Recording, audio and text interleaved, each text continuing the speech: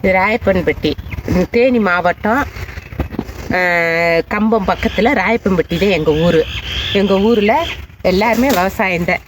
நான் என் விவசாயத்தை பற்றி நிறைய என் வீடியோவில் போட்டிருக்கிறேன். நான் பாவக்காய் அறுத்தது, தட்டாம் பிடுங்கினது எல்லாமே என் வீடியோவில் நான் போட்டிருக்கிறேன்.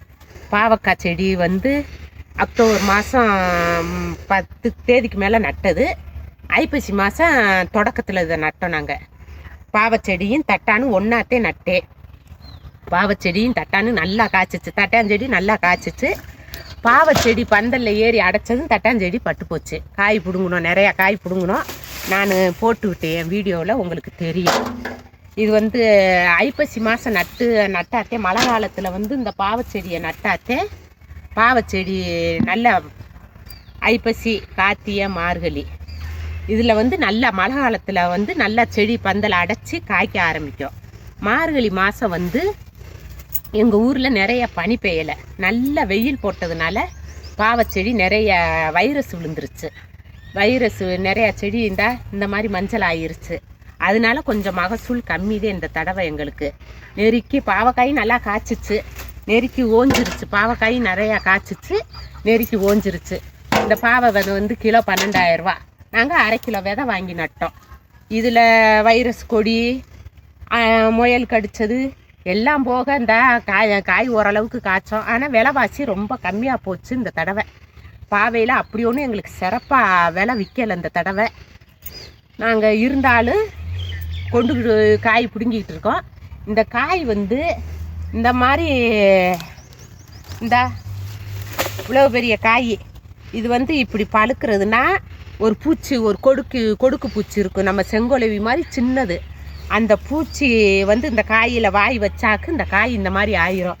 இந்த பழக்காய் இப்படித்தே ஆகும். அது பழுத்து வேஸ்ட்டாக போயிடும். அதனால இந்த டப்பாவை கட்டுறோம். உங்களுக்கு முன்னால் காட்டியிருக்கிறேன். அந்த பூச்சிக்கு இந்த டப்பா, அந்த பூச்சி இந்த கேக்கு இருக்குது. இந்த கேக்கை பாருங்கள். இதுக்குள்ளே இந்த கேக்கு இதுதே. இந்த கேக்கை இந்த டப்பாக்குள்ளே இந்த கவிக்குள்ளே வச்சு விட்டு இந்த டப்பா மூடி விட்டோம்னா இந்த பூச்சிதே. இந்த பூச்சிதே இந்த காயை ஓட்டை போடுறது. இந்த பூச்சி இந்த டப்பாக்குள்ளே கேக்கை மோந்து பார்த்த உடனே அதோடைய மயக்கம் வந்து இந்த இதுக்குள்ளே இருக்கிற தண்ணிக்குள்ளே விழுந்துடும். இந்த மாதிரி டப்பா 10 டப்பா கட்டியிருக்கிறோம். இந்த சின்ன டப்பாவும் கட்டியிருக்கோம். நிறையா டப்பா கட்டியிருக்கிறோம். ஓஞ்சதுனால டப்பாவெலாம் எடுத்துட்டோம் நாங்கள். இப்போ காய் ஓஞ்சிருச்சு, இனிமேல் தேவையில்லை. இன்னும் 10 டப்பாவுக்கு இருக்குது, உள்ளார எடுக்கணும். இந்த டப்பா, இது சின்ன டப்பா, இதுலேயும் கேக்கு இருக்குது. இந்த கேக்கை பாருங்கள். இந்த பூச்சி நிறையா விழுகுது, பூச்சியும் விழுகுது, கேக்கு விழுகுது. இதுக்கெல்லாம் இந்த பூச்சிக்கெலாம் இந்த டப்பா கட்டினாத்தே, இந்த டப்பாவை கட்டினாதே. இந்த பீக்கங்காய் ஒரு வீடியோவில் பார்த்தேன், பேப்பர் போட்டு மூடி வச்சுருந்தாங்க, காகிதம் போட்டு. நாங்கள் எத்தனை காய்க்கு பேப்பர் போடுறோம். அந்த டப்பா கட்டினாலே இந்த பீக்கங்காய் நல்லா சொனக்கு இல்லாமல் நல்லா வரும். பீக்கங்காயை பாருங்கள். பீக்கங்காய் ஓரக்கால் பூரா பீக்கங்காய் நட்டுருக்குறேன். மற்றபடி தட்டானு நல்லா காய்ச்சிச்சு. எல்லாம் இந்த உள்ளுக்குள்ளே இந்த விவசாயம்தான். ராயப்பன்பட்டியை பொறுத்த வரைக்கும் எல்லாமே பண விவசாயங்கள் தான். இதில் வந்து நாங்கள் விதையெல்லாம் எதுவும் எடுக்க மாட்டோம். பாவையில் விதையை எடுத்தோம்னு வைங்க, அந்த விதையை நாங்கள் திரும்ப நடும்போது இந்த மகசூல் எங்களுக்கு கொடுக்காது. எதுவுமே புதுசாதே. இந்த பாலிங்கிற ஒரு பாவை விதை, இது இந்த புதுசாத்தே அடுத்து விதையை வாங்கி நடணும். இந்த பழத்தை எடுத்து இதில் இருக்குது இந்த விதையை இருக்குது.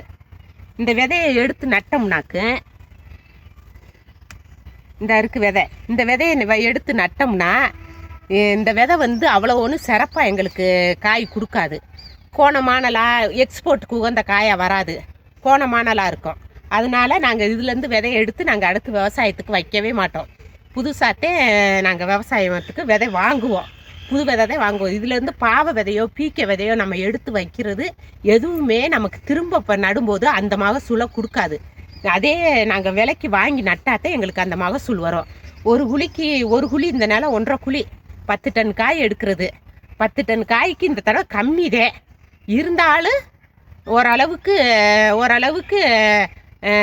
காய் காய்ச்சிச்சு. விலைவாசி கொஞ்சம் கம்மியாக இருந்தாலும் பரவாயில்ல. வச்ச வெள்ளாமே நாங்கள் எடுத்து தானே ஆகணும். பாவை இவ்வளவுதே. இன்னும் அடுத்து என்ன விவசாயம் செய்கிறேன் என்னங்கிறத நான் அடுத்து வீடியோவில் போடுறேன் பாருங்கள். என்னுடைய எனக்கு நிறைய பேர் சப்ஸ்கிரைப் பண்ணியிருக்கீங்க, இன்னமும் சப்ஸ்கிரைப் பண்ணுங்கள். இன்னும் என் வீடியோவை ஆதரிங்க. நாங்கள் விவசாயம்தான் செய்கிறோம், வேறு வேலையெல்லாம் இல்லை. எங்களுக்கு விவசாயம்தான் தொழில். விவசாயத்தை பார்க்குறோம். ஒவ்வொரு வீடியோவும் நான் விவசாயம் செய்கிறத போடுறேன் பாருங்கள். எங்களுக்கு ஆதரவு கொடுங்க, விவசாயிகளுக்கு ஆதரவு கொடுங்க. ரொம்ப ரொம்ப நன்றி. விவசாயத்துக்கு ஆதரவு கொடுங்க, எங்கள் விவசாயத்தை நேசிங்க.